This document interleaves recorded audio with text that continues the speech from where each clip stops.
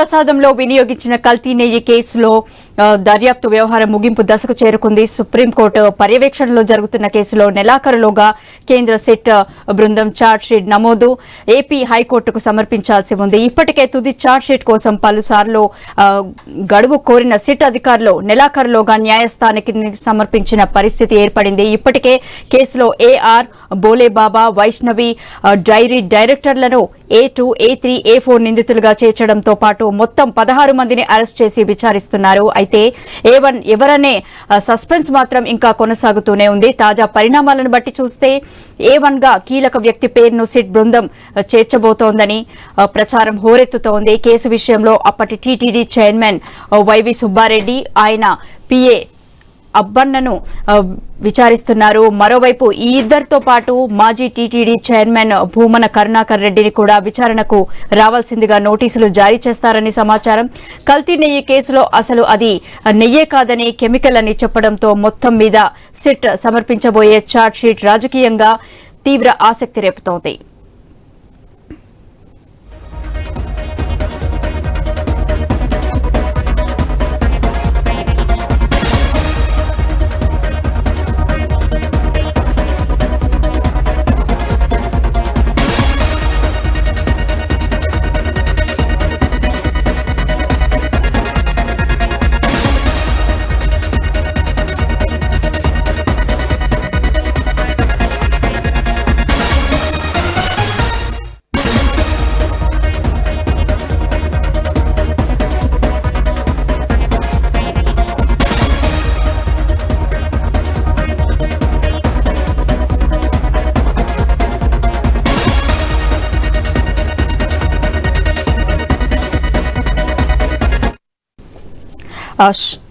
శ్రీవారి లడ్డూ ప్రసాదంలో వినియోగించిన కల్తీ నెయ్యి కేసులో సిట్ తుది ఛార్జ్షీట్ సిద్దమైంది. ఇక దీనికి సంబంధించి మరింత సమాచారం వర్మ అందిస్తారు. వర్మ, చెప్పండి.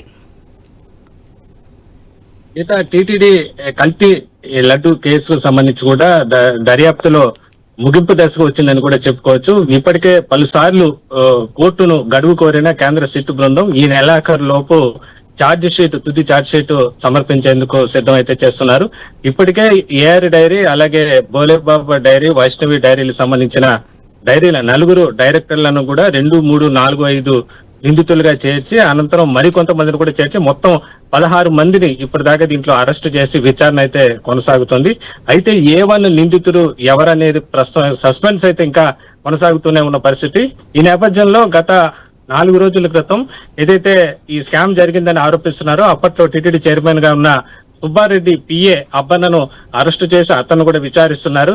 దీంతో ఈ కేసులో అప్పటి టీటీడీ చైర్మన్ వైవి సుబ్బారెడ్డి కూడా పేరు ఇన్వాల్వ్ చేసే అవకాశం ఉంటుంది. ఆయన్ను కూడా విచారణకు పిలుస్తారన్న ప్రచారం జరుగుతోంది. అలాగే అప్పటి ఈవో ధర్మారెడ్డిని కూడా విచారణకు పిలుస్తారా లేదా అన్న సస్పెన్స్ అయితే కొనసాగుతున్న పరిస్థితి. మరోవైపు ఆ తర్వాత చైర్మన్ గా వచ్చిన కరుణాకర్ రెడ్డి పేరు కూడా ప్రస్తుతం ప్రచారంలో ఉంది. దీంతో A1 ఎవరిను ఇన్వాల్వ్ A1 గా ఎవరిని పెడతారనేది ప్రస్తుతం సస్పెన్స్ అయితే కొనసాగుతున్న పరిస్థితి అయితే ఉంది. ఈ నెలాఖరు లోపు సుప్రీంకోర్టు సూచనల మేరకు డైరెక్షన్ లో ఏపీ హైకోర్టులో తుది ఛార్జ్షీట్ నమోదు చేయాల్సిన పరిస్థితి అయితే ఉంది. ఈ నేపథ్యంలో గత 2 రోజుల క్రితం ఏదైతే నిందితుల బెయిల్ పిటిషన్ సందర్భంగా సిట్ బృందం ఏదైతే హైకోర్టుకి ఇచ్చిన ఒక నివేదికలో స్టేట్మెంట్ ఒక సంచలన విషయం అయితే బయటకు వచ్చింది.